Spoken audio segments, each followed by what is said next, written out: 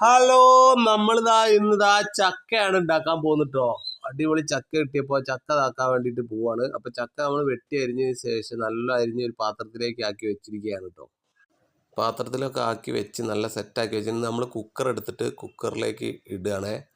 കുക്കറിലാകുമ്പോൾ വേഗം വേവുമല്ലോ, അതുകൊണ്ട് കുക്കറിലേക്ക് ഇടുകയാണ്. എന്നിട്ട് അതിൽ കുറച്ച് മഞ്ഞപ്പൊടിയും കുറച്ച് ഉപ്പൊക്കെ എടുത്തിട്ടിട്ട് പിന്നെ നമ്മൾ അതിലേക്ക് കുറച്ച് വെള്ളം ആഡ് ചെയ്യുന്നുണ്ട് കേട്ടോ.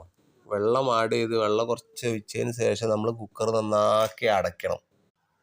വെള്ളം ഒഴിച്ച് നമ്മൾ നന്നാക്കി അടച്ചതിന് ശേഷം സ്റ്റൗമ്മൽ വെച്ച് നല്ലോണം വേവിക്കുക. വേവിച്ചതിന് ശേഷം നമ്മൾ അതിലേക്ക് പച്ചത്തേങ്ങയും പച്ചമുളകും അരച്ചിടുകയാണ് കേട്ടോ. അരച്ചിട്ട് നന്നാക്കി ഇളക്കിയതിന് ശേഷം പിന്നെ അത് ഇറക്കി വെക്കുക. എന്നിട്ട് നമ്മളൊരു ചീഞ്ചട്ടിയിലേക്ക് കുറച്ച് വെളിച്ചെണ്ണ ഒഴിച്ച് നന്നാക്കി ചൂടാക്കിയിട്ട് കടുകും പിന്നെ ചുവന്ന മുളകും ഇട്ടുകൊണ്ട് കടുക് പൊട്ടിച്ചതിന് ശേഷം നമ്മൾ അതെടുത്തിട്ട് ഇതിലേക്ക് ഒഴിക്കുകയാണ്. വറവ് ഇട്ട് കരുവേപ്പിൻ്റെ ഇലയൊക്കെ ഇട്ടുകൊണ്ട് നന്നാക്കി വറവിട്ട് അതിലേക്ക് ഒഴിച്ചതിന് ശേഷം നന്നാക്കി ഒന്നും കൂടി എടുത്തതിന് ശേഷം സംഭവം ഓക്കെ ആയിട്ടുണ്ട്.